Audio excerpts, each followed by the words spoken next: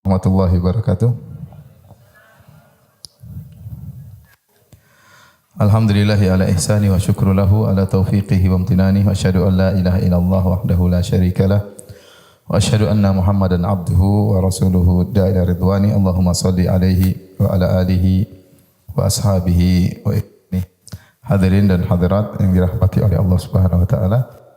Pada kesempatan yang berbahagia ini kita akan membahas tafsir surat Al-Fajr. Silakan buka halaman 342. Surat Al-Fajr halaman 342 atau 345 ya.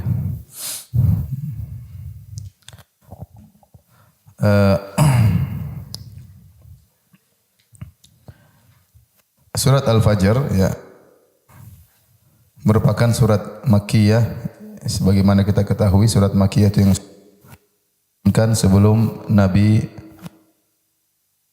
dan nuansanya ya adalah memberi peringatan kepada orang-orang musyrikin Arab, orang-orang Quraisy yang mereka membangkang terhadap Nabi SAW. Maka Allah ingatkan bahwasanya ada umat-umat terdahulu sebelum mereka, baik kaumnya Fir'aun atau kaum Nabi Hud, dibinasakan oleh Allah Subhanahu wa taala setelah membangkang para rasul mereka.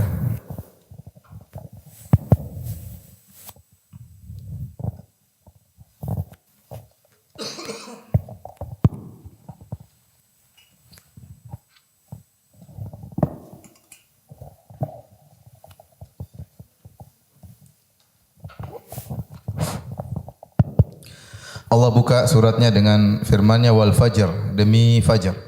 Demi fajar, dan hal-hal seperti ini banyak. Allah bersumpah dengan waktu ya. Wal fajr demi fajar, wal asr demi asar, wal layalin demi hari-hari ya. Demi malam-malam, wal laili wan nahari demi siang demi malam ya. Wad duha demi duha ya. Allah Subhanahu wa taala sering bersumpah dengan waktu demi masa dalam rangka mengagungkan waktu, karena di waktu itulah bergulir segala pergerakan, segala aktivitas manusia. Maka manusia yang cerdas adalah memanfaatkan waktu tersebut untuk kepentingan dunianya dan juga akhiratnya. Dan orang yang terpedaya adalah yang dia membuang-buang waktu-waktu tersebut. Oleh karenanya Nabi SAW bersabda, nikmatani maghbunun fihima katsirun minan nas. Dua kenikmatan yang banyak orang terpedaya di dalamnya, di antaranya al-faraq, yaitu waktu. Maka kalau kita perhatikan banyak sekali dalam Al-Qur'an Allah bersumpah dengan waktu ya, dengan waktu. Agar kita sadar bahwasanya waktu itu adalah tempat kita berpacu di dalamnya, berusaha untuk memanfaatkan waktu sebanyak-banyaknya. Jangan sampai kita terpedaya, ternyata umur kita semakin habis, amalan kita tidak ada tambahan, kita tidak ada perubahan kepada yang lebih baik. Wal fajr bisa diartikan demi fajar ya.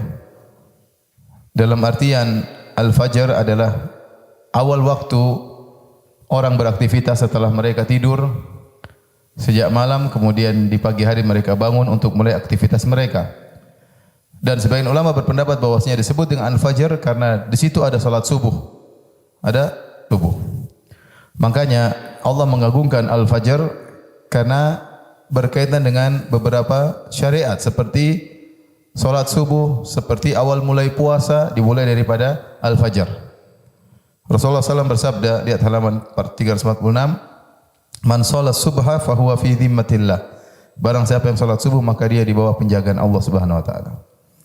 Nabi sallallahu alaihi wasallam juga bersabda, man shallal bardaini dakhalal jannah. Barang siapa yang salat al-bardain dia masuk surga. Al-bardain maksudnya salat yang dingin, maksudnya subuh dan asar. Asar adalah di mana matahari mulai turun, mulai masuk menjelang maghrib karena hawa mulai sejuk ya. Demikian juga tatkala subuh hari ya, juga sangat segar, udara sangat segar, maka disebut dengan al-bardain. Barang siapa yang perhatikan dua salat ini, salat subuh, salat asar, maka dia akan masuk surga. Ini dalil bahwasanya salat subuh dan salat asar memiliki keistimewaan khusus dibandingkan salat-salat yang lainnya. Karena Nabi SAW mengkhususkan penyebutannya, man shallal bardaini, barang siapa yang salat subuh dan salat asar maka akan masuk surga. Salat subuh susah, betapa banyak orang yang ketiduran ya karena kelelahan sehingga akhirnya malas untuk bangun, sehingga salat subuh dikerjakan di waktu duha ya. Dan banyak juga orang malas untuk salat asar karena itu adalah waktu pulang kerja, kemudian mereka istirahat sehingga berat rasanya untuk melaksanakan salat asar. Nah, barang siapa yang bisa mengerjakan dua-duanya, maka dia akan masuk surga. Oleh karena Nabi SAW memberi perhatian khusus terhadap dua salat ini dalam hadis, innakum satarawna rabbakum. Kata Nabi SAW, sungguhnya kalian akan melihat Rabb kalian. Kama tarawna hadzal qamar. Sebagaimana kalian melihat rembulan ini. La tudamuna fi ru'yatihi. Kalian tidak akan berdempet-dempetan untuk melihat Allah Subhanahu wa taala. Jadi pada hari kiamat kaum mukminin akan melihat Allah tapi melihatnya ke atas. Sehingga untuk melihat Allah tidak perlu berdempet-dempetan. Berbeda kalau fokusnya di depan maka sulit karena akan terhalangi orang di depan. Tapi jika yang dilihat di atas maka tidak perlu berdempet-dempetan sebagaimana melihat rembulan. Kemudian kata Nabi sallallahu alaihi wasallam, "Fa in istata'tum alla tughlabu ala salatin qabla tulu'i syamsi wa qabla ghurubiha faf'alu." Kalau kalian mampu jangan sampai ketinggalan salat subuh dan salat asar maka lakukanlah. Ini kata para ulama dalil bahwasanya perhatian kita terhadap salat subuh dan perhatian kita terhadap salat asar berkaitan dengan kemungkinan kita untuk melihat Allah pada hari kiamat. Karena kita tahu bahwasanya di antara puncak kenikmatan di surga adalah melihat wajah Allah Subhanahu wa taala. Nah, barang siapa yang perhatian terhadap salat subuh, terhadap salat asar, maka mudah-mudahan dimudahkan oleh Allah untuk bisa melihat Allah pada hari kiamat kelak. Taib. Setelah itu Allah bersumpah walayalin asyar. Demi malam-malam yang 10. Di sini ada dua pendapat, apa yang dimaksud dengan malam-malam yang 10? Pendapat pertama, yang dimaksud dengan malam yang 10 adalah 10 malam terakhir di bulan Ramadan. Dan ini pendapat Syekh Utsaimin rahimahullah taala. Allah bersumpah dengan 10 malam tersebut karena agungnya malam-malam tersebut. Walayalin asyar. Secara bahasa lail artinya malam. Allah mengatakan demi 10 malam. Maksudnya demi 10 malam terakhir di bulan Ramadan, maka hendaknya seorang giat beribadah di malam-malam tersebut. Sampai Nabi SAW kalau sudah masuk 10 Ramadan, idza dakhala al-ashar syadda mi'zarahu, maka Rasulullah SAW kencangkan sarungnya, yaitu Nabi SAW tidak berhubungan dengan istri-istrinya, akan tapi Nabi fokus untuk iktikaf dan beribadah kepada Allah di 10 malam terakhir bulan Ramadan. Pendapat kedua, dan ini pendapat mayoritas ahli tafsir, yang dimaksud dengan layalan asyar adalah 10 hari pertama bulan Dzulhijjah. Yaitu Allah bersumpah demi 10 hari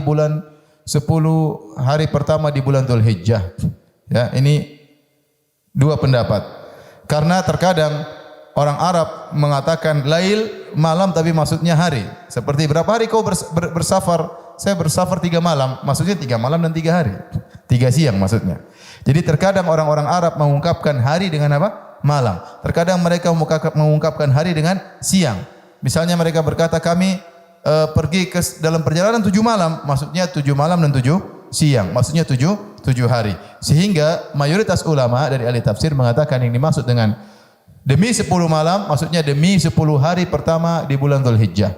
Dan ini menunjukkan bahwasanya beramal soleh di 10 hari bulan Dzulhijjah ini pahalanya besar. Lihat hadisnya, kata Nabi sallallahu alaihi wasallam, "Ma min ayyamin al-amalu shalihu fiha ahabbu ila Allah min hadhil ayyam." Tidak ada hari-hari di mana amal soleh lebih dicintai oleh Allah daripada 10 hari pertama bulan Dzulhijjah.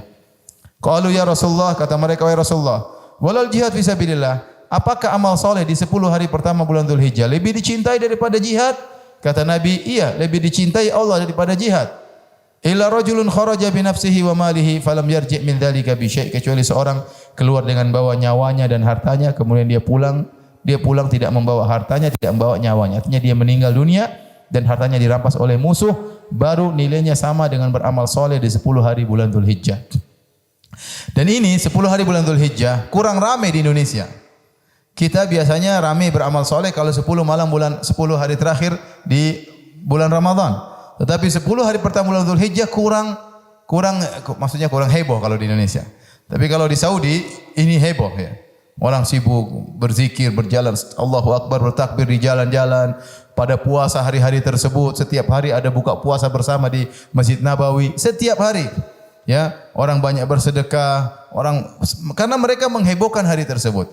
Makanya saya bilang, 10 hari pertama bulan Dzulhijjah ini kurang hidup di tanah air. Beda dengan 10 malam hari terakhir. Kondisi mendukung karena Ramadan, kemudian iktikaf ya. Tapi kalau 10 hari pertama bulan Dzulhijjah kurang hidup. Ya, seharusnya kita jangan terlalaikan sebagaimana kita semangat untuk beribadah di 10 malam bulan terakhir, 10 malam terakhir bulan Ramadan, demikian juga hendaknya kita semangat beribadah di 10 hari pertama bulan Dzulhijjah. Oleh karenanya para ulama menjamakkan, mengkompromikan, kata mereka, malam yang terbaik sepanjang masa adalah malam Lailatul Qadar.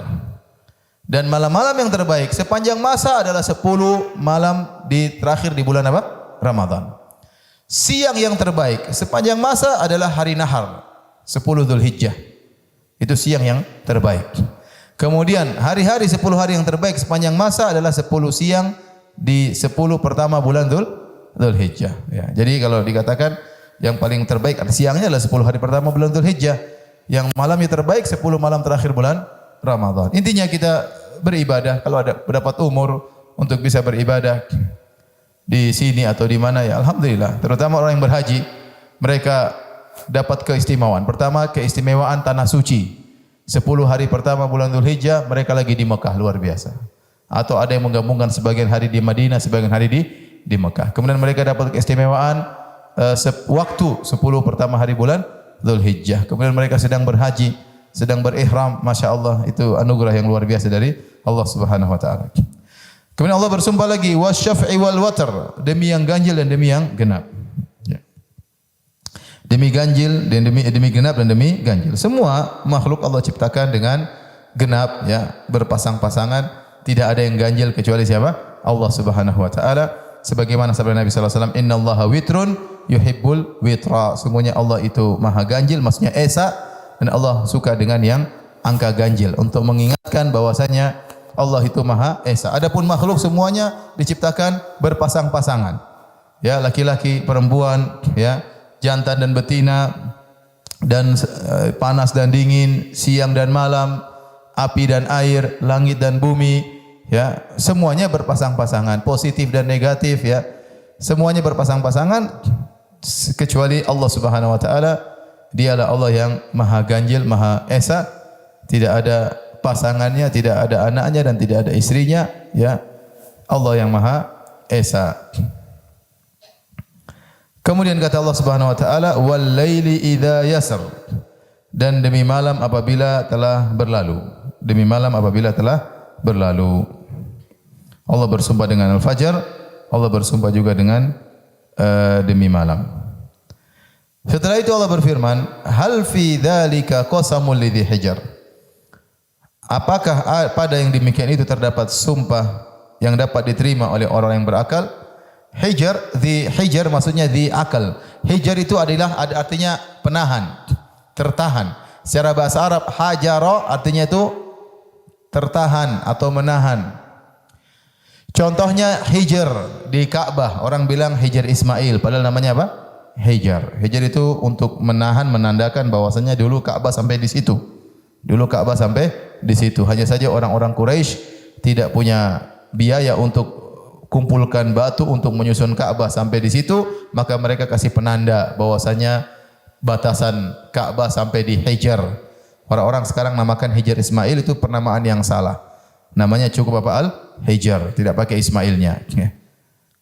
Itu nama yang salah. Namanya Al-Hijr. Dan dalam hadis-hadis tidak ada penamaan Ismail. Semuanya bilang Al-Hijr. Nabi SAW salat di Al-Hijr. Tidak ada tambahan Ismailnya. Kalau makom, iya makom Ibrahim. Karena makom artinya tempat berdiri. Tempat berdiri Nabi Ibrahim alaihissalam ketika beliau membangun Ka'bah. Contohnya juga misalnya Al-Hujurat. Al-Hujurat itu rumah Nabi SAW yang dikasih pembatas. Inilah areal pembatas. Nah, kenapa akal disebut dengan hijr? Inna fi dzalika hal fi dzalika qasamul lidzi hijr. Bukankah yang pada demikian terdapat sumpah untuk bisa diterima oleh orang-orang yang hijr? Maksudnya akal disebut dengan hijr karena akal itu menahan. Menahan orang untuk berbuat yang tidak layak. Menahan orang berbuat yang tidak pantas. Orang gila dia bisa berbuat seenaknya, terserah dia. Kenapa? Karena dia tidak berakal. Tapi kalau orang berakal, ini enggak boleh, ini enggak pantas, ini enggak benar ya. Makanya orang yang tidak beradab dikatakan tidak berakal. Sebagaimana Allah Subhanahu wa taala bersumpah tentang orang-orang yang memanggil Rasulullah SAW, Innal ladzina yunadunaka mi wara'il hujurati aktsaruhum la yaqilun. Kata Allah, sungguhnya orang-orang yang memanggil engkau di balik rumahmu wahai Rasulullah, kebanyakan mereka tidak berakal. Kenapa mereka panggil ya Muhammad ukhruj ilaina, wahai Muhammad keluar ketemu kami, wahai Muhammad, wahai Muhammad, tidak beradab manggil Nabi sallallahu alaihi wasallam. Manggil Nabi dengan namanya ya Muhammad, ya Muhammad, enggak beradab. Harusnya ya Nabi Allah, ya Rasulullah. Mereka tidak beradab dari beberapa sisi. Pertama, mereka manggil nama Muhammad. Yang kedua, mereka manggil siang-siang, Rasulullah waktunya tidur, mereka panggil suruh keluar. Ya. Yang ketiga, mereka mengatakan ya Rasulullah, kalau kami puji engkau, kau akan terkenal, kalau kami cela engkau, kau akan terpuruk. Intinya mereka tidak berakal. Siapa yang suka dipanggil namanya demikian ya? Kalau ada orang kasih bangun saya, Firanda, Firanda bangun ya. Harusnya panggil, ya Ustadz Firanda, baru saya keluar. Kalau Firanda, ya, saya suruh supir saya yang keluar tuh ketemu. Enggak, maksud saya, Allah menamakan orang-orang yang tidak beradab tersebut dengan tidak berakal. Kenapa? Kalau dia berakal, harusnya akalnya bisa menahan dia dari perbuatan yang tercela. Ya, maka akal disebut dengan, kalau kita bahasa Indonesianya, apakah sumpah tersebut bisa diterima oleh orang yang memiliki batasan? Maksudnya akalnya membatasi dia untuk melakukan hal-hal yang tidak benar. Ini secara bahasa. Kalau kita tahu kenapa dia ada sumbernya, ada akar katanya itu apa? Hijr, akar katanya artinya batasan. Taib. Setelah itu Allah bersumpah, setelah menyebutkan sumpah-sumpah tersebut, maka Allah mengajak orang-orang kafir Quraisy, karena surat ini surat Makkiyah, dan kita tahu surat Makkiyah sebelum Nabi berhijrah ke kota Madinah, audiensnya adalah orang kafir Quraisy. Audiensnya orang-orang kafir Quraisy, dan surat ini diturunkan kepada Nabi SAW untuk dibacakan kepada orang kafir Quraisy. Maka di antara isi surat tersebut Allah ingatkan tentang nasib umat-umat terdahulu. Ya, halaman 352. Kata Allah Subhanahu wa taala, ya. Alam tara kaifa fa'ala rabbuka bi'ad. Ya, tidakkah engkau Muhammad memperhatikan bagaimana Tuhanmu berbuat terhadap kaum Ad? Kaum Ad adalah kaum Arab tertua. Secara silsilah umat manusia, yang pertama tentunya Nabi Adam alaihissalam. Setelah Nabi Adam kemudian 10 generasi, baru kemudian Nabi Nuh. Nabi Nuh alaihissalam. Setelah Nabi Nuh alaihissalam, kemudian Nabi Nuh punya anak 3, yaitu Sam, Ham, dan Yafith. Sam, Ham, dan Yafith. Kemudian dari Sam turunlah keturunan orang-orang Arab. Semua orang Arab turun dari anak Nabi Nuh namanya Sam. Dan dari Nabi Nuh kemudian datanglah generasi berikutnya, yaitu generasi kaum Ad. Kaum Ad yang nabinya adalah Nabi Hud alaihissalam. Setelah kaum Ad baru kemudian kaum Samud yang nabinya adalah Nabi Saleh alaihissalam. Ya. Secara urutan demikian. Baru kemudian menjauhkan Fir'aun bersama Nabi Musa. Taib. Yang Allah sebutkan pertama adalah kaum Ad. Kenapa Allah sebutkan kaum Ad? Karena kaum Ad adalah orang Arab yang mereka tinggal di daerah Arab dekat Jazirah Arab. Sehingga peristiwa tentang mereka dikenal oleh orang-orang Quraisy. Orang-orang Quraisy pernah mendengar suatu bangsa namanya bangsa Ad, dan mereka Arab. Sebagaimana orang Quraisy juga apa? Arab. Ya, namun bangsa tersebut sudah punah. Kenapa punah? Mereka dibinasakan oleh Allah Subhanahu wa taala.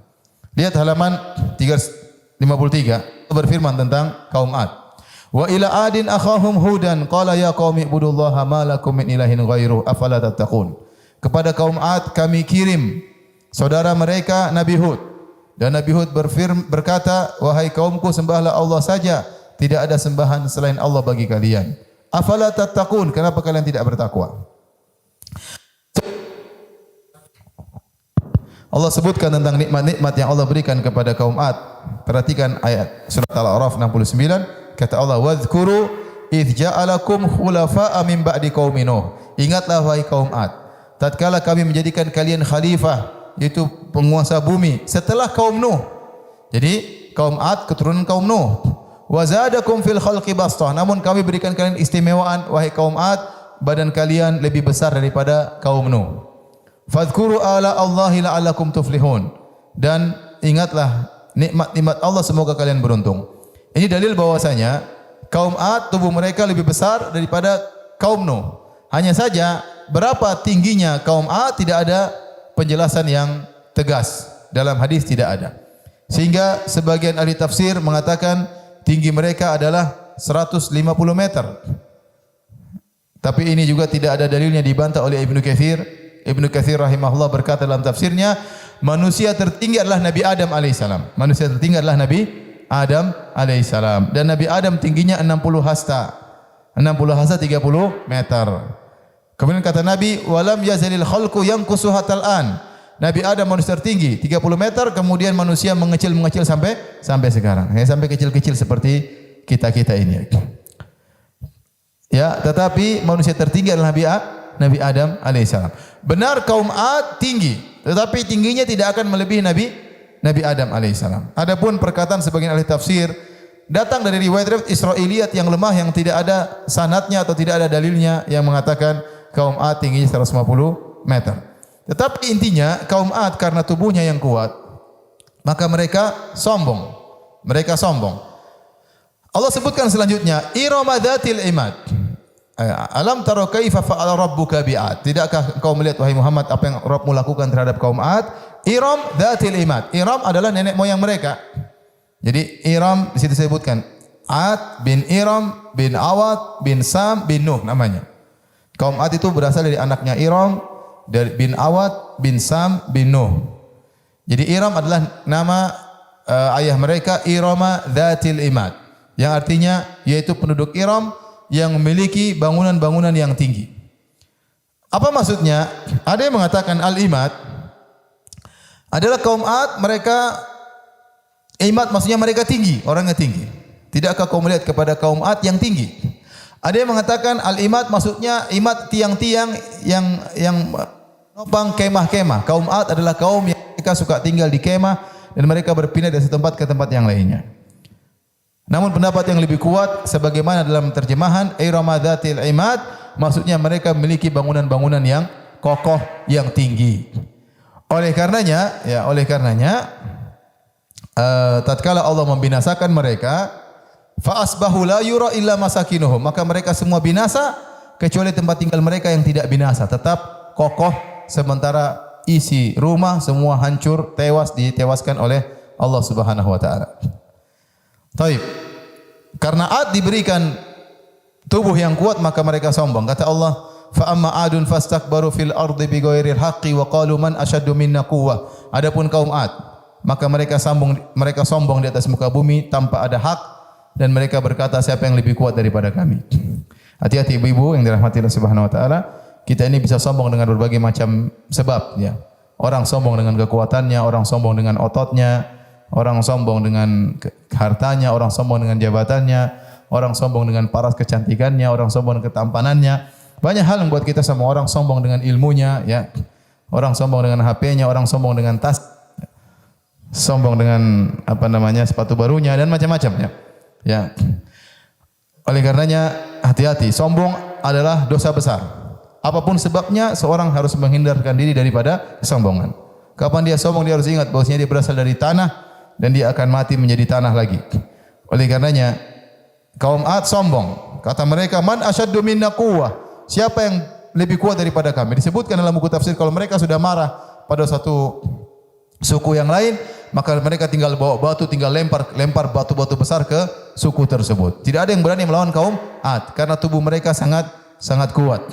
Maka Allah bantah.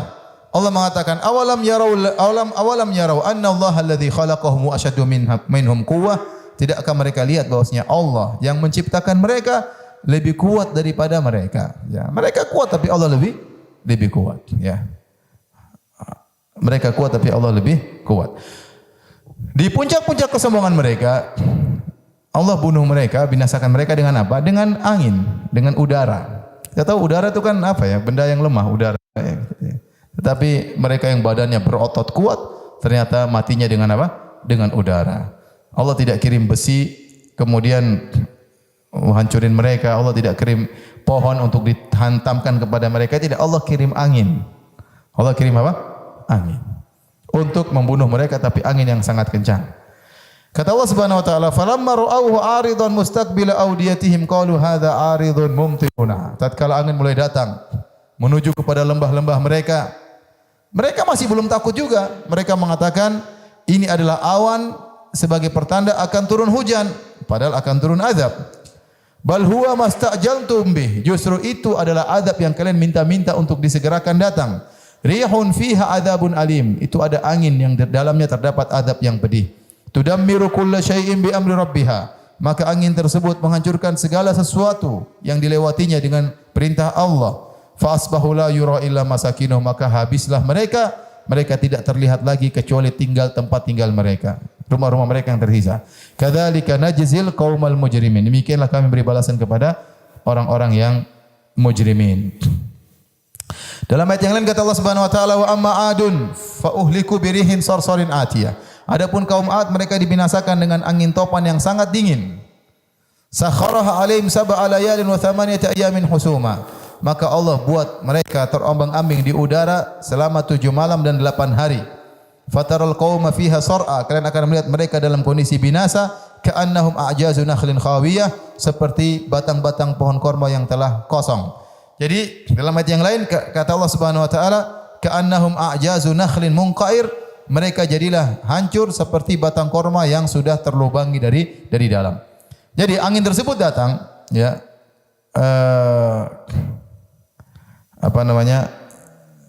Kata Allah tanzi'un nasa, angin tersebut mencabut manusia. Jadi begitu angin tersebut datang, kaum Ad ada yang sembunyi dalam rumah. Maka anginnya masuk dalam rumah kemudian bawa keluar tuh orang. Jadi Allah mensifati dan tanzi seperti nyabut. Ada yang masuk ke dalam goa, maka angin tersebut seperti tangan ngambil dia. Badannya besar nih, orang kuat, diambil dilemparkan ke udara.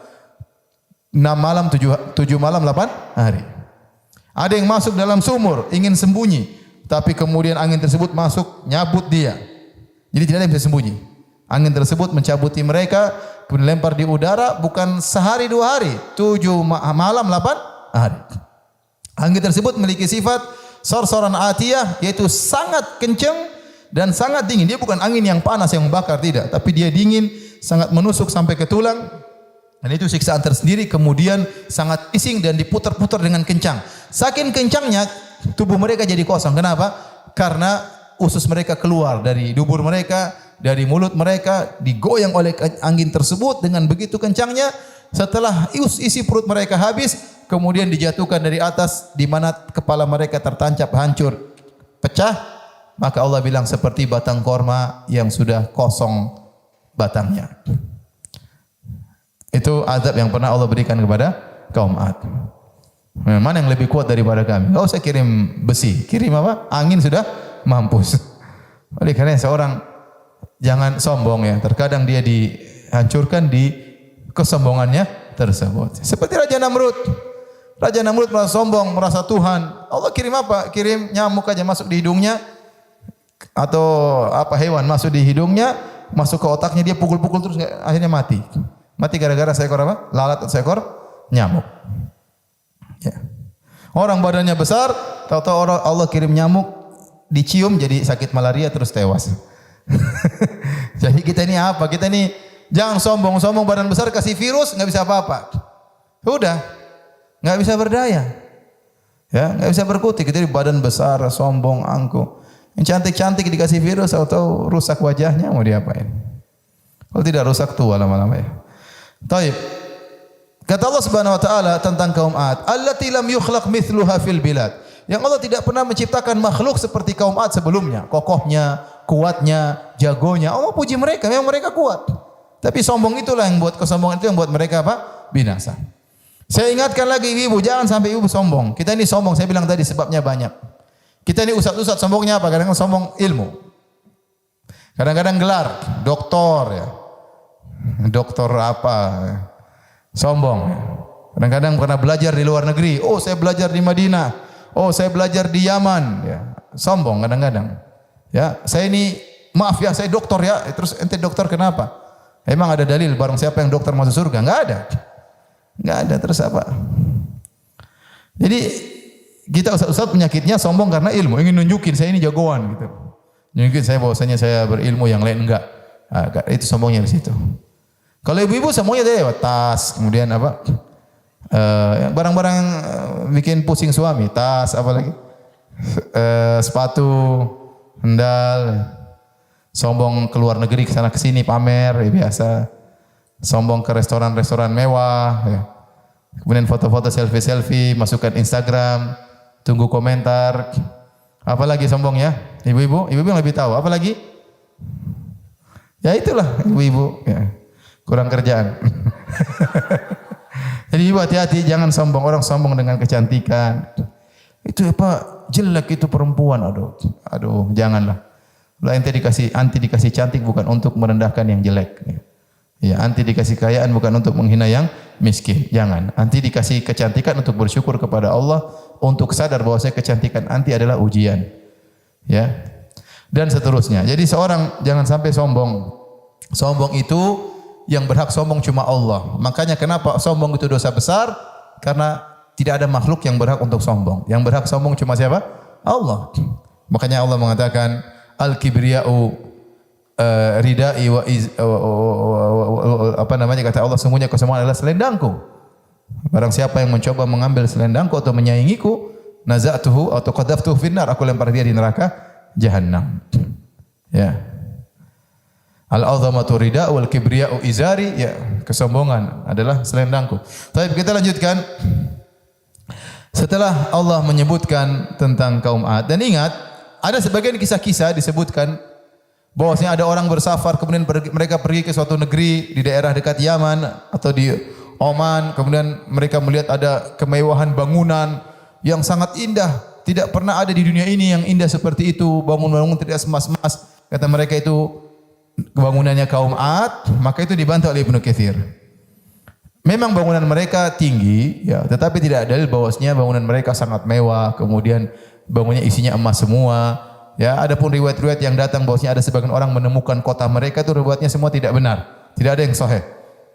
Yang jelas yang datang dalam Al-Qur'an tubuh mereka yang sangat apa? Kuat. Yang tidak pernah Allah ciptakan makhluk seperti mereka dari sisi kekuatan. Ada fungsi bangunan wallahu alam bisawab, yang jelas Allah sebutkan tentang bangunan mereka iramadzatil imad. Mereka memiliki bangunan yang tinggi. Tetapi apakah itu lebih mewah daripada bangunan modern sekarang ini? Wallahu alam bisawab. Ya, kita enggak tahu. Kemudian Allah sebutkan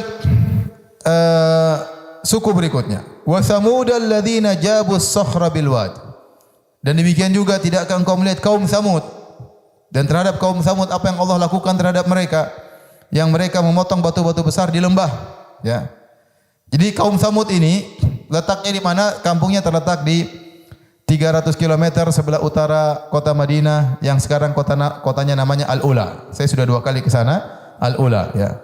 Al-Ula, kota yang subur. Saya beli mangga di sana, ya. Makan di sana di 300 km sebelah utara kota Madinah, ya. Kemudian banyak kebun-kebun korma, banyak buah-buahan. Yang menarik di kota Al-Ula, gunung-gunungnya itu reliefnya indah sekali. Sampai saya lihat sebagian turis-turis ke sana.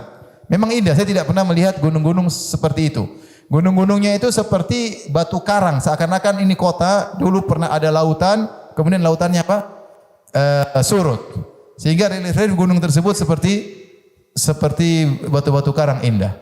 Kemudian ada gunung yang panjang tapi atasnya itu datar. Seakan-akan gunung itu dikap oleh Allah, seakan-akan demikian. Sehingga banyak mobil yang naik ke gunung tersebut kemudian balap-balap di atas gunung tersebut. Saya diajak, mau ke sana? Enggak usah lah. Saya cari restoran aja lah. Jadi intinya di situ ada suatu kaum atau suatu tempat namanya Diyar Thamud. Diyar Thamud adalah tempat yang sudah dipagari oleh pemerintah Arab Saudi. Yang disitulah kemudian tempat tinggalnya kaum Thamud. Ya. Waktu saya ke sana saya lihat sekelompok gunung-gunung. Jadi ada gunung besar, gunung kecil-kecil. Kemudian gunung-gunung tersebut dipahat jadi rumah. Saya masuk di rumah tersebut, ya. Rumahnya kaum dari sisi pintunya kaum Thamud itu biasa, tidak tinggi banget. Karena pintunya biasa aja. Ya mungkin bolehlah tinggi mereka 180, maksudnya tidak sampai pintunya sampai tinggi banget. Jadi pintu untuk masuk biasa saja. Terus lihat juga dipan juga biasa aja, ya normal seperti manusia zaman sekarang, ya. Cuma mereka pahat kemudian ada tempat piring-piringnya. Jadi gunung dipahat untuk jadi rumah. Ini buat mereka sombong, ya. Mereka sombong, mereka bisa bikin rumah di gunung. Kemudian masing di antara rumah-rumah tersebut ada satu rumah yang istimewa. Ada patung kepala manusia kalau enggak salah. Adapun rumah-rumah yang lain enggak ada ya. Mungkin ini kepala RT mungkin ya. Jadi saya lihat oh ini. Nanti kita ke kumpulan rumah sebelah sana juga demikian.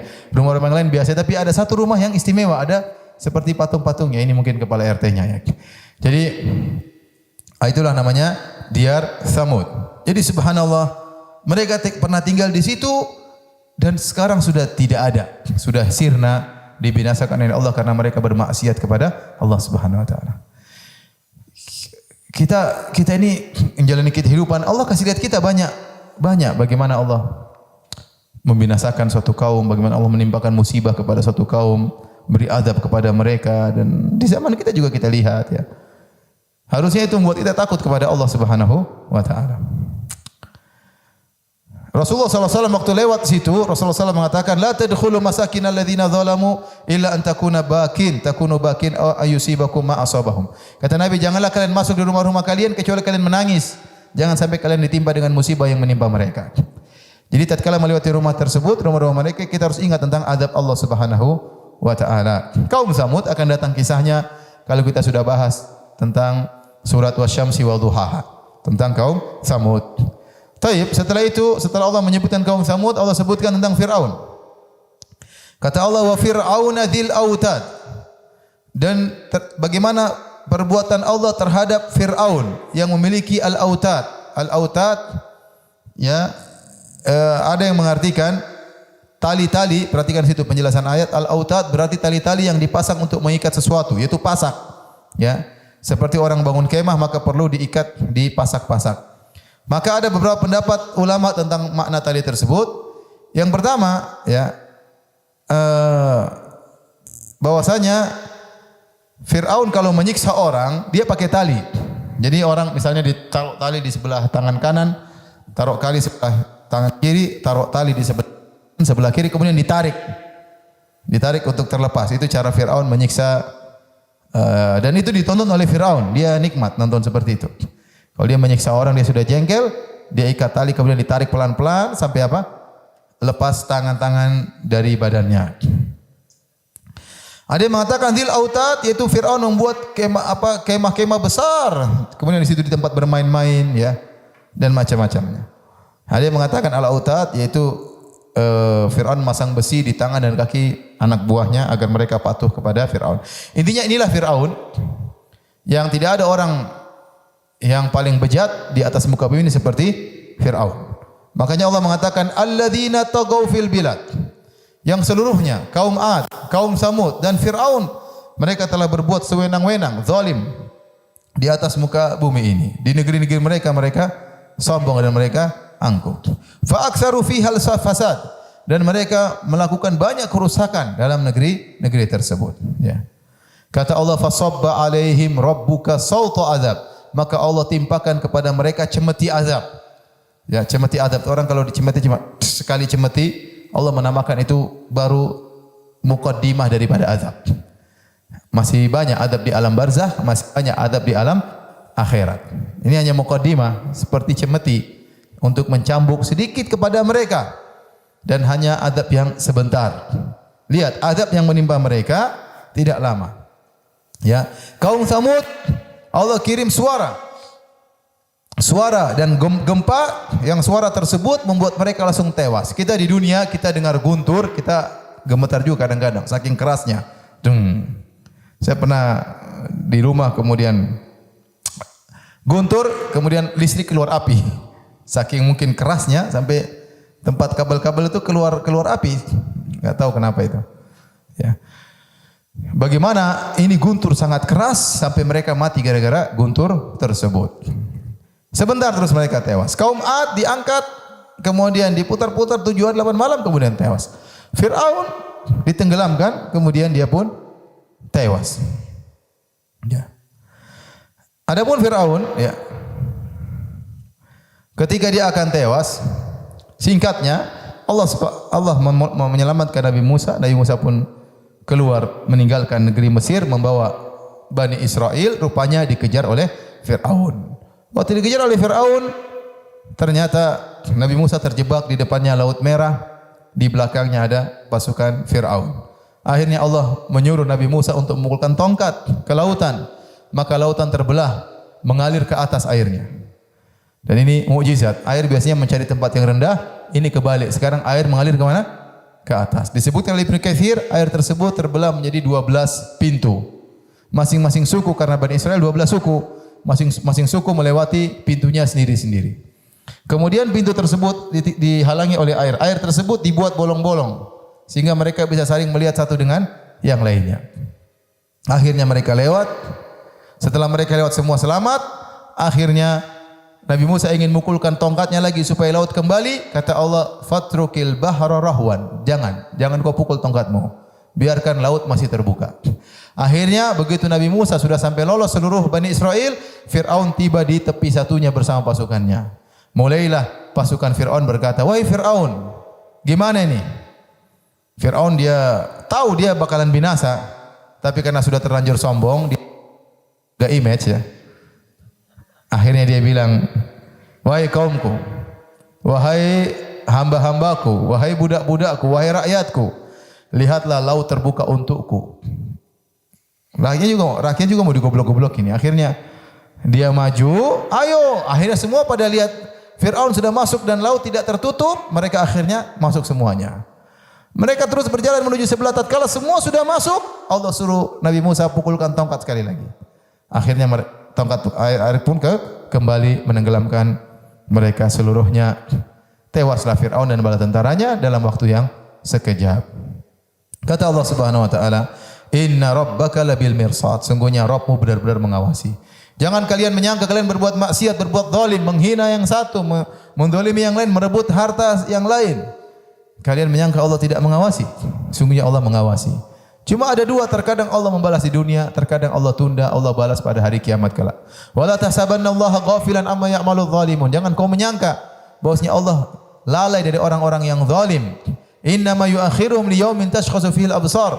Sungguhnya Allah mengakhirkan siksaan terhadap mereka sampai pada hari di mana hari kiamat mata-mata mereka terbelalak.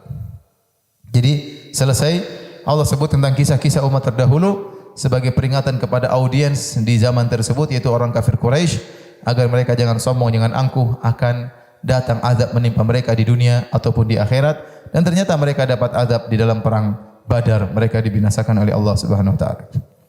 Setelah itu Allah berfirman, paragraf berikutnya, "Fa ammal insanu idza mabtalahu rabbuhu fa akramahu wa na'amahu fa yaqulu rabbi akraman." Adapun manusia, kalau mereka diberi kekayaan oleh Allah, dimuliakan, diberi kenikmatan, maka dia berkata, "Rabbku telah memuliakan aku." Wa amma idza mabtalahu faqadara alaihi rizqahu fa yaqulu rabbi ahanan. Adapun kalau Allah sempitkan rezekinya, dia berkata, "Allah telah menghinakan aku." Kalla, kata Allah sekali-sekali tidak demikian.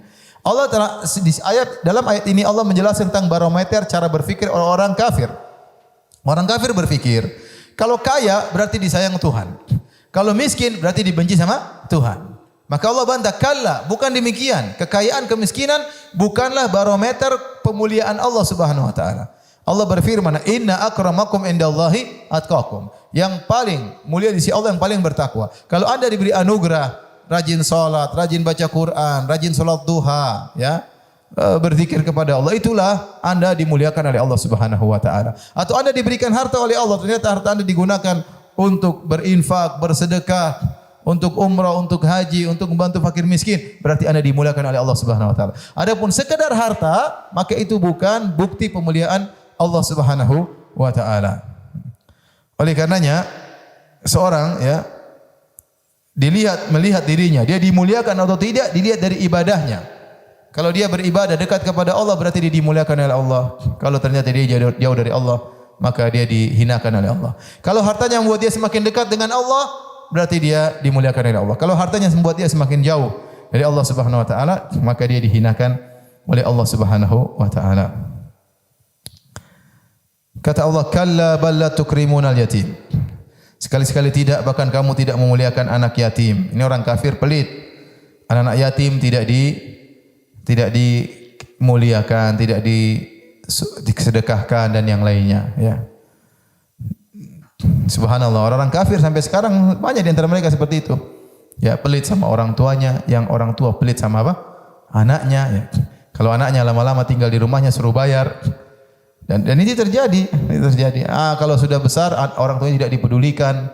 Tidak di Eropa sana. Mereka kadang bikin film-film tentang indahnya hubungan ayah dan anak, ibu dan anak, tapi hidup mereka dalam kehidupan sengsara. Ya. Kalau orang tuanya sudah tua, masukkan ke panti jompo, atau kalau enggak tidak dirawat, taruh rumah sakit, enggak ada yang jenguk. Kalau sudah mati baru dilaporin. Orang tua di sana banyak jalan, tidak ada ketemu cucunya, tidak diantar oleh anaknya, cuma bawa anjing ke sana ke sini. Kasihan. Saya lihat mereka kasihan. Lihat orang rata-rata bawa anjing. Orang kafir itu kalau udah tua rata-rata bawa apa? Anjing. Kasihan. Jadi ngomong sama anjingnya. Kasihan, dia tidak menemukan teman yang sejati. Dia tidak menemukan anak-anak yang berbakti. Betapa banyak, saya kan banyak teman-teman yang kerja jadi perawat. Betapa banyak yang meninggal di rumah sendirian, tidak ada yang tengok ya. Untuk bisa tengok orang tua butuh jadwal yang susah. Orang Islam tidak demikian. Orang Islam tidak perlu hari ibu. Mereka perlu hari ibu karena memang ya mereka tidak pernah berbakti kepada ibu mereka. Kalau di rumah sakit ada orang Islam yang sakit sama orang kafir yang sakit, lihat orang Islam yang sakit yang jenguk banyak. Ini ibu yang sudah tua sakit nggak ada yang jenguk-jenguk. Akhirnya ngobrol sama perawatnya saja, ngobrol sama susternya. Anaknya tidak ada yang telepon, tidak ada yang jenguk. Ya. Kasihan. Terkadang mati sendirian. Sampai di antara mereka ada yang mengatakan, bilang sama suster kebetulan sekerabat saya. Ya suster, itu kalau bapak saya mati baru telepon. Kalau belum mati jangan telepon. Waktu bapaknya lagi sakarat, kerabat saya ini telepon di marah-marah. Saya kan sudah bilang, kalau sudah mati baru telepon. Sampai di antara mereka ada yang masuk Islam gara-gara apa? Datang sekelompok orang-orang Arab berlibur di tempat mereka bersama ibu mereka benar-benar dilayani oleh anak-anaknya. Diangkat, dipanggu, ditaruh di kursi roda, didorong rebut-rebutan. Sebagian mereka ini siapa mereka kok begitu? Ya inilah orang Islam. Orang Islam. Benar-benar memuliakan apa orang tuanya. Coba cari di buku-buku agama mana yang mengajarkan berbakti sama orang tua. Tidak ada. Islam yang luar biasa mengajarkan bagaimana berbakti sama orang tua. Maka orang-orang kafir itu mereka banyak yang pelit. Mereka banyak yang pelit. Ya. Bahkan saya kemarin waktu ke Sydney, teman saya cerita, di sana terkadang mereka pacaran, laki-laki perempuan, kalau lagi ke restoran bayar sendiri-sendiri. Ini pacaran bagaimana? Kita dulu pacaran aja bayarin cewek. Enggak, saya enggak pernah pacaran, ya mohon maaf. Saya pacaran setelah menikah. Cuma maksud saya, pelitnya luar biasa. Dia ustadz kalau ingin mendakwahi mereka, kita makan. Karena mereka makan gratis sesuatu hal yang luar biasa. Makan gratis. Bahkan saya kemarin cerita juga, teman saya sekolah di Amsterdam, dia cerita, ustadz kita itu kalau ulang tahunnya mereka. Ya nanti ulang tahun, datang ya. Nanti bawa minum sendiri-sendiri ya. Jadi dia cuma siapin kue sama lilin 36 atau lilin 30 ya. Atau bawa obor 30 ya. Nanti yang datang suruh bawa minum sendiri-sendiri. Pelit. Begitulah kata Allah, karena kehidupan mereka dunia, surga mereka dunia. Jangan sampai surga mereka diambil oleh orang. Kalau kita kan diajarin ingin dapat surga, buang duniamu, kau dapat surga di jalan Allah Subhanahu wa taala. Karena mereka tahu surga mereka di dunia, mereka tidak ingin surga mereka diambil. Jadi pelitnya luar biasa. Wala tahaduna ala ta'amil miskin, dan mereka tidak saling mengajak untuk beri makan kepada fakir miskin. Wa ta'kuluna at-turatha akla lamma, sedangkan kamu makan harta warisan dengan cara yang mencampur baurkan antara halal dan haram. Wa tuhibbunal mala hubban jamma, dan kalian mencintai harta dengan kecintaan yang sangat dalam. Ini sifat orang kafir menjadikan harta dalam hati mereka. Kita boleh mencintai harta tapi di tangan saja, jangan sampai dalam hati. Saya ingatkan kepada hadirin hadirat ya, terutama orang-orang yang dikasih kelebihan duit. Kita boleh senang punya rumah mewah, enggak ada masalah. Senang punya sendal bagus, senang punya baju bagus. Seorang sahabat bertanya, Rasulullah, apakah salah kalau kita punya sendal, seorang punya sendal, dia senang sendal yang bagus, baju yang bagus? Nabi, tidak masalah. Innallaha jamil yuhibbul jamal, Allah Maha indah, suka dengan keindahan. Tapi jangan masukkan dalam apa? Dalam hati. Di antara hal yang membuat seorang terkadang hartanya, dunianya masuk dalam hati, kalau dia beli barang terlalu mahal. Dia beli barang terlalu mahal, itu cintanya luar biasa. Itu bayangkan, misalnya saya punya jam ini mahal loh ya, lumayan ini. Ini harganya 1.300 real atau 1.200 real. Ini mereknya apa namanya? Casio. Dikasih orang. Ini pun saya suka karena manfaat ya, ini manfaat, ada waktu sholatnya. Sebenarnya yang lebih murah ada yang cuma 300 real ada ya. Cuma saya dikasih ini alhamdulillah, ngapain saya tolak ya. Intinya beda kalau misalnya saya pakai jam Rolex yang harganya 200 juta. Maka saya akan cinta banget sama jam tersebut. Mohon maaf ya, karena ini barang mahal saya tahu. Saya suka sekali, kemudian saya lap-lap, Masya Allah. Dan saya juga punya ya, dikasih orang juga. Tapi saya taruh di rumah, nggak bisa pakai. Maksud saya ya, kalau kita punya barang terlalu mewah, kita terlalu sayang. Kita punya mobil terlalu mewah, akhirnya kita masukkan ke hati. Kalau ada yang gores sedikit, aduh, hati kita tergores. Ya, misalnya orang ngamen nggak kasih, kemudian itu langsung sakit di sini ya, rasanya di dalam hati, sangat mendalam. Oleh karenanya, kalau ingin tidak masukkan harta dalam hati, sering bersedekah, jangan terlalu mewah-mewah terus. Kalau Anda punya duit banyak, bolehlah bisnis, apalagi kalau perjalanan jauh, pesawat, sekali-sekali ekonomi, enggak ada masalah. Jangan saya harus bisnis terus, ya subhanallah. Makanya Nabi SAW mengatakan dalam hadisnya, al-badadatu minal iman. Al-badadah itu apa ya kalau bahasa kita ya?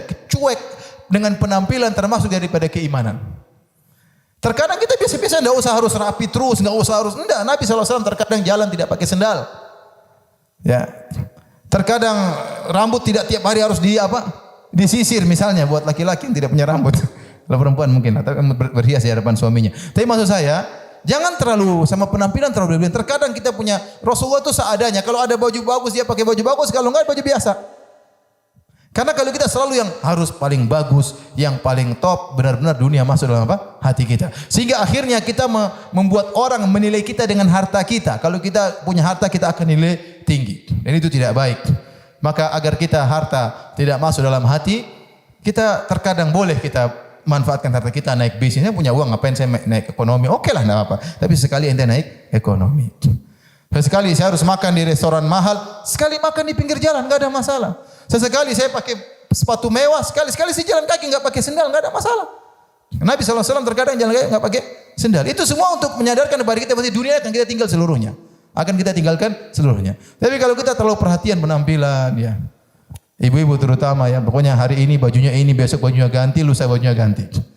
Sampai sepatu ada 10 ya, tas ada 12 ya. Ya Allah, bikin pusing suami seperti itu. Jadi jangan ibu-ibu ya, silakan berias di hadapan suami, adapun di hadapan orang lain sesekali oke, sesekali biasa-biasa saja, sesekali sederhana agar dunia tidak masuk ke dalam apa? Hati kita. Kata Allah Subhanahu wa taala, "Kalla idza dukkatil ardu dakkan dakka." Jangan berbuat demikian. Ya, jangan pelit. Ya, ingat apabila bumi digoncang-gancingkan dengan berturut-turut dakkan digoncangkan oleh Allah Subhanahu wa taala.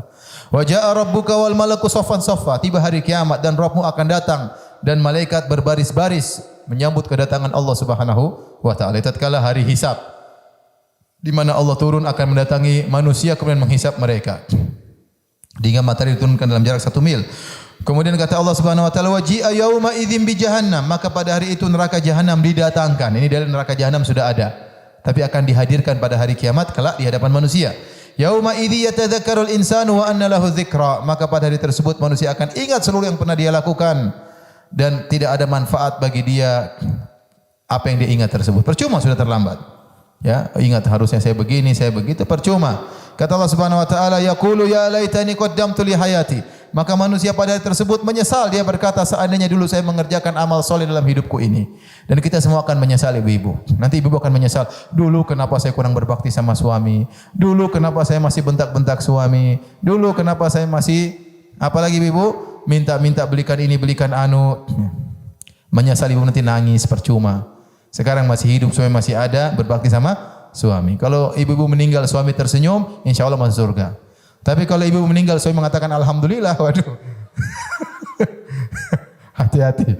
Oleh karenanya mumpung masih hidup, ya penyesalan tiada guna, penyesalan tiada guna. Yang punya orang tua juga demikian. Jangan pelit-pelit, jangan perhitungan sama orang tua. Nanti kita menyesal seluruhnya. Kita menyesal seluruhnya.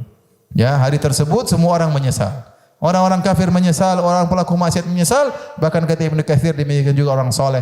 Mereka menyesal dulu kenapa ibadah saya kurang, kenapa bacaan Quran saya kurang, kenapa saya terlalu sering nonton YouTube, terlalu banyak ikut berita, menyesal nanti. Ya. Terlalu banyak komentar, ya. Terlalu banyak grup, menyesal. Ya. Baik. Fa yauma idzil la yu'adzibu adzabahu ahad. Pada hari tersebut tidak ada yang mengadab seperti adabnya Allah. Sekarang di dunia orang boleh mengazab orang lain, menyiksa orang lain dengan berbagai macam model. Ya. Tetapi tidak ada yang adabnya seperti adabnya siapa? Allah Subhanahu. Allah kalau ada adab mengerikan.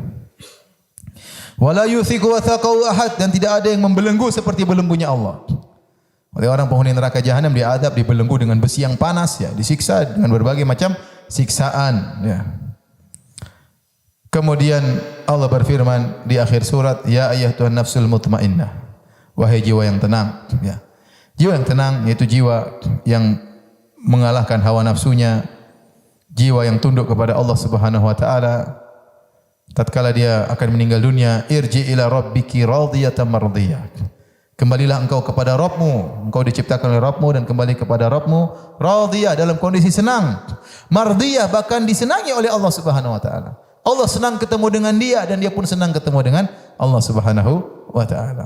Radiyah, dia ridha, mardiyah, diridhai oleh Allah Subhanahu wa taala. Fadkhuli fi ibadi, masuklah engkau ke dalam kumpulan hamba-hambaku yang penghuni surga. Wadkhuli jannati, masuklah ke dalam surgaku, ya. Allah bicara dengan dia secara khusus. Tadinya Allah mengatakan, masuklah engkau bersama rombongan hamba-hambaku yang soleh. Kemudian Allah khususkan wadkhuli, dan masuklah engkau ke dalam apa? Surgaku. Semoga kita dimasukkan surga oleh Allah Subhanahu wa taala. Demikian ibu dirahmati Allah Subhanahu wa taala. Tadi tafsir ringkas, sisanya baca sendiri. Silakan kalau yang bertanya saya persilakan, wallahu taala alam bisawab. Silakan. Kasih mic-nya.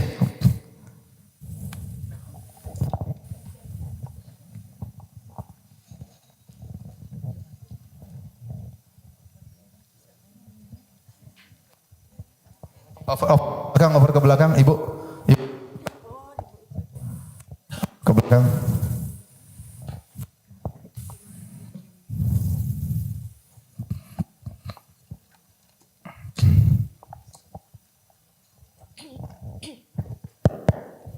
Bismillahirrahmanirrahim. Assalamualaikum warahmatullahi wabarakatuh. Waalaikumsalam warahmatullahi wabarakatuh.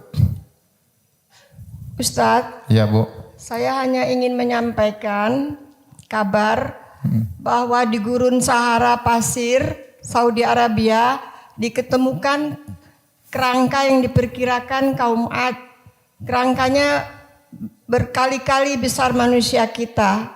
Besar dan panjang sekali, sekarang sedang diselidiki. Oh iya, iya. Itu aja Ustadz, terima Ya, kasih. ya. Nanti kita tunggu hasil penelitiannya insyaallah, ya. Terima kasih Bu atas informasinya. Ya. Silakan lagi yang bertanya.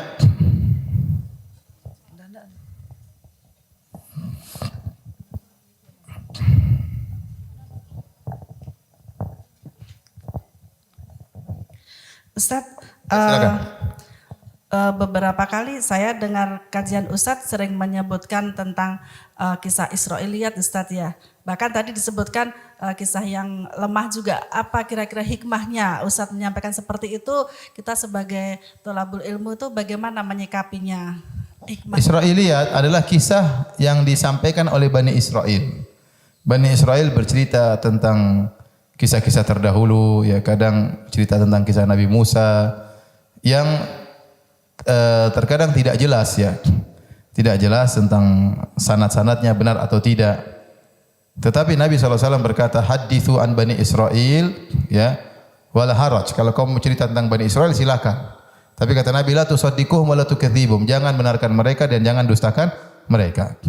Oleh karenanya para ahli tafsir mereka terkadang sebutkan hanya sekedar pelengkap cerita, tapi mereka tidak membenarkan dan juga tidak mendustakan. Seperti perincian tentang kisah Nabi Yusuf, terkadang ada kisah Israiliyat. Contohnya nama wanita tersebut Zulekha, itu enggak ada dalam hadis. Itu kisah apa? Israiliyah. Tapi tidak apa, tapi kalau ada pertentangan kita bantah. Ada kisah Israiliyah tapi bertentangan. Tidak kita benarkan, tidak kita dustakan. Satu lagi boleh Ustaz? Boleh. Ustaz, tentang tafsir atau apa ya. Jadi hikmah dari doa yang Rabbana gfirli wal walidayya walil mu'minina yauma yaqumul hisab itu Ustaz. Itu kan doa kita memohon ampun ketika dihisab Ustaz. Sementara takdir penghisapan itu kan sudah akan pasti berjalan sesuai dengan yang ada gitu, dengan keadilan yang ada gitu. Bagaimana pengaruh doa itu gitu? Ya, maksudnya kita berdoa agar diampuni oleh Allah pada hari tersebut. Dengan sekarang ya karena seperti kata Nabi Ibrahim, wala tukhzini yauma yub'atsun. Ya Allah, jangan kau hinakan aku pada hari manusia dibangkitkan. Artinya kita diampuni sekarang, tapi pengampunan tersebut sangat dibutuhkan pada hari kita sedang dihisab, sedang diaudit oleh Allah Subhanahu wa taala ya. Karena kita baru tahu kita diampuni tidak nanti tatkala situ. Ya, jadi kebutuhan kita dengan ampunan tersebut kapan? Tatkala di hari tersebut ya. Makanya kata Nabi Ibrahim, wala tukhzini yauma yub'atsun. Jangan kau hinakan aku pada hari dibangkitkan. Kita diampuni sekarang, tapi nampak pengampunan tersebut nanti tatkala hari kiamat. Assalamualaikum Pak Ustadz. Mau tanya Waalaikumsalam. Pak Ustadz. Kalau di alam barzah itu apakah memang hanya kita sendiri ditemani oleh amal-amal kita, ataukah memang kita juga bisa berkumpul lagi bersama keluarga-keluarga kita yang sudah meninggal duluan Pak Ustadz? Terima kasih. Wallahu alam bisawab ya. Wallahu alam bisawab. Apakah kalau di akhirat iya kita bertemu dengan yang lain, tapi kalau alam barzah saya tidak tahu ya. Apakah bertemu dengan yang lainnya? Kalau zahir hadis menunjukkan sendiri-sendiri ya. Tapi saya enggak bahas lagi secara detail ya. Karena setelah dibangkitkan baru kemudian berkumpul dengan seluruh manusia. Ada lagi yang mau tanya? Dosakah jika orang tua yang tidak mengurus anaknya? Karena yang selalu dibahas anak ke orang tua. Bagaimana sebaliknya? Iya, orang tua, anak adalah tanggung jawab bagi orang tua. Anak adalah amanah dari Allah. Dia harus membimbingnya, harus mengajarinya, merawatnya, itu kewajiban. Kalau orang tua tidak merawat anaknya, dia berdosa.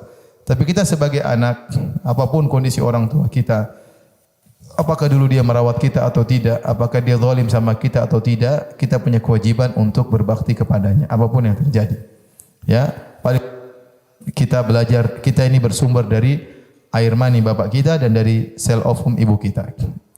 Paling tidak ibu kita pernah tinggal dalam perutnya selama 9 bulan. Meskipun kemudian mungkin dia tinggalkan kita. Intinya bagaimanapun kita berusaha berbakti kepada orang tua, apakah orang tua zalim atau tidak, bahkan kafir pun tidak boleh kita balas dengan keburukan. Besok. Ada lagi yang bertanya? Ustaz, ada satu. Ya. Ini mengenai surat Al-Fajr. Kalau bawakan dalam sholat, itu kita batasnya dari ayat 1 sampai berapa, terus nanti kita sambung. Bebas. Biasanya yang penting paragraf. Kan itu paragrafnya, ini topik 1 selesai. Kita nggak ada masalah. Cuma kalau bahasa Arab dia ngerti, ini topiknya belum apa? Selesai. Bebas aja. Kan dia ada paragraf. Saya lihat terjemahannya.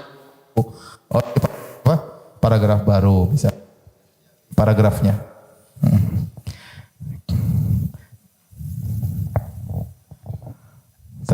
Assalamualaikum Ustaz. Waalaikumsalam. Ustaz, aku mau nanya, kan Allah menciptakan makhluk itu berpasang-pasangan. Iya. Tapi kan ada yang misalnya di keluarga aku yang sampai meninggal dia tidak menikah. Jadi dia tidak punya. Berpasang-pasang itu bukan maksudnya suami-suami istri, tapi ada laki-laki ada perempuan. Oh. Laki-laki ada perempuan. Jadi nggak harus punya istri.